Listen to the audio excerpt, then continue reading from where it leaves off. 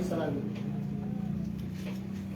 Na ay hindi nakita yung ginawa ni Kristo. 2 Corinthians chapter 5 verse number 21. Idudugtong ko lang yan kay Yes. Brother Randy. Preach on. Na 2 Corinthians chapter 5 verse number 21. Kakain na tayo. Nagkakaroon na po tayo. 5:21. For he hath made him to be sin for us, who knew no sin, that we might be made the righteousness of God in him. Siya na walang kasalanan, maging makasalanan. Pag ikaw nagtiwala sa Panginoon, yung iyong kasalanan ay nasa Kanya. Noon. Pero hanggat hindi ka nagtitiwala sa kasapatang ginawa ng Panginoon, at hindi ka nagbili, Nasa iyo pa rin. nananatili ka pa rin. Anong sinasabi? Gawin mo to, gawin mo to, gawin mo to. Matagal po.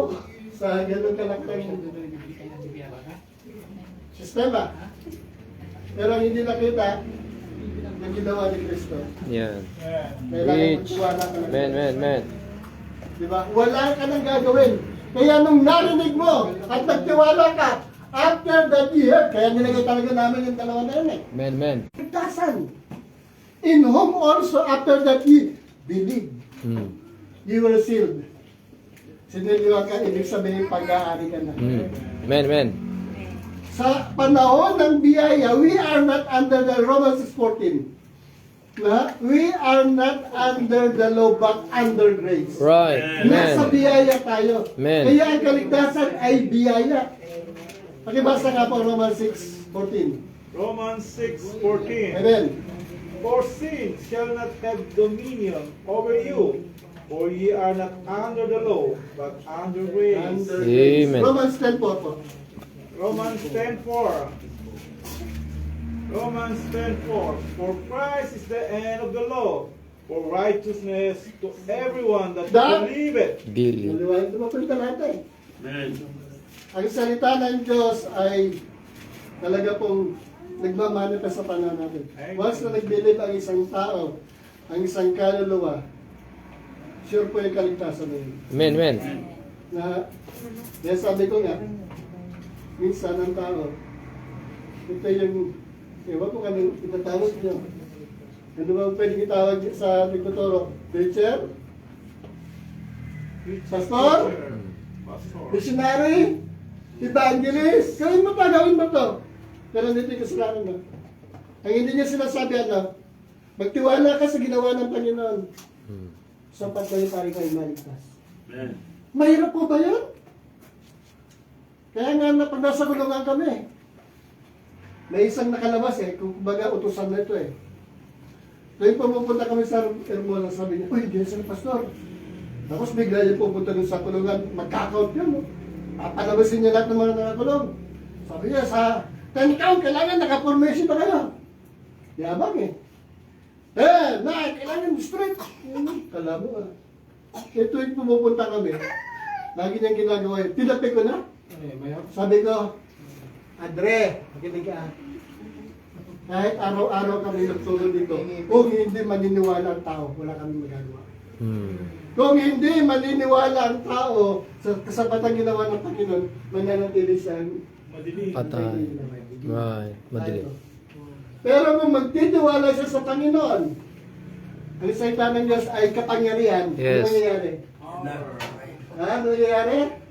Ano ka? Ha? Ay nako, mabuksan. Ano nangyayari sa Mabuksan kanya? yung ilaw. Yun. To light. Yung Amen, amen. Amen. Pag nagtiwala ka sa kasapatang ginawa ng Panginoon sa Kristo, sapat na po yung para namin. Amen. Right. Yan po ang lagi namin ginagawa at hindi po namin iiwanan to. Men. Hanggang Nagbabalik. sumunod na ako sa Kanya. Amen. Huwag naman po. Ha? Ate Christy, 80. Sasabihin ko po sa inyo ang katotohanan mga kapatid.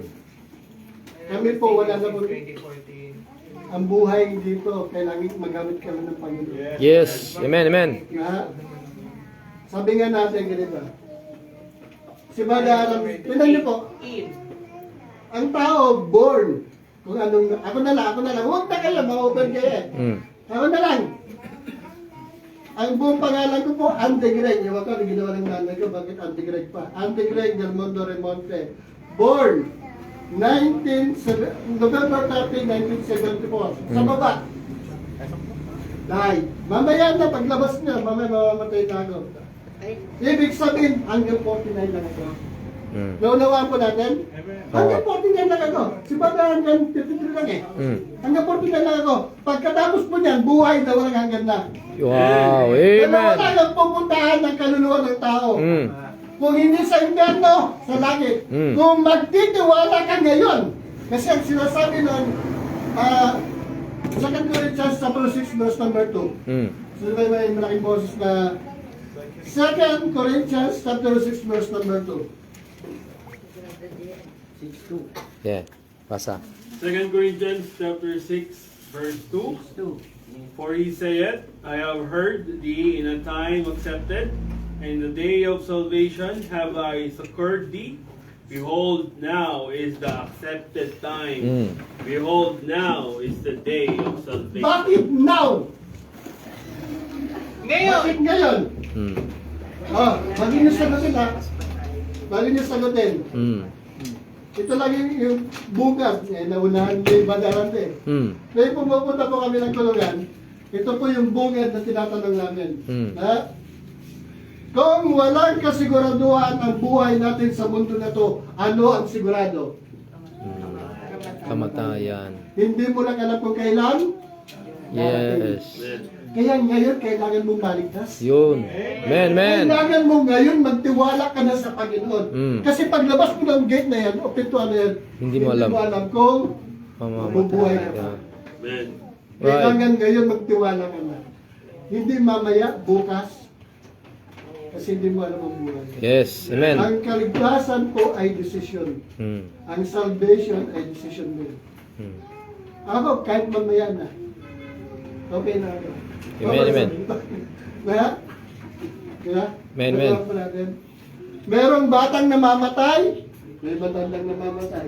Merong may sakit na mamatay, merong di walang sakit na mamatay. Amen. Ang kamatayan po talaga. Sigurado. Ay sigurado. Hindi lang natin alam kung kailan. Amen. Kung ngayon, at hindi man natin alam, nakakasigurado ka ba pag namatay ka? Sa langit ka po. Yun. Decision mo yan ngayon. Ngayon, ang araw ng kaligtasan. Kaligtasan. Huwag mo nang ipagpamaliban. Ito yung, kaya sasabi ni Padre, pakinabang. Sa amin, na kasama niyo sa church, pinagpuyatan, iniyakan, na talagang ipinanalangin, at ngayon tumatayo sa katotohanan na isa lang. Kailangan ng tao ay makarinig ng mabuting balita na si Jesus ay namatay para sa ating mga kasalanan, inilibing at muling nabuhay. Amen. Pag nagtiwala ka ron, sapat na po yun. Yes, yes, yes. Amen. Kayo po Believe. tumayo, Amen. nanalangin na po tayo. Let's pray. Dakilan niyo salamat, Panginoon, sa mensahe ng Isaita. Yes, Lord. Sa Randy, sa kanyang church, salamat po sa pag-iingat na nakating sila sa aming resino. Yes, Lord. Salamat din po sa lahat ng mga pangalanan sa pakikiramay sa pamilya natin, Lord. At salamat po na patuloy na ibabahagi ang iyong salita na ipapangalan na kailangan namin magtiwala talaga sa iyo. Dahil ang Amen, mundo amen. na po ay ideal, Panginoon. Ayaw magpapahamak, Panginoon. Kaya salamat sa iyong salita na patuloy na ipinapangalan at nawa kung marinig ng bawat isa ang iyong tinig, ang iyong salita, huwag pagmatigasin ng kanyang puso, pagkus magtiwala sa iyo, Panginoon. Yes, Lord. Kaya dapat kailangan namin purihin po sa lamatan. Dito po ang aming panalangin sa pangalan ni Jesus. Salamat po, mga kapunuan Amen. tayo. Yes, the Lord. Amen. At may merenda po dyan, meron tayong Amen. pagkakas kapatid. Ako mga son. Amen. Salamat po. Salamat. Triple A, naging double A na. Triple A, naging double A na. Malakas pa rin ba yun? Malakas. Malakas pa rin yun. Amen, amen. Bigyan natin. Amen. Sir, pakita mo. Sa palitan ko na minsan.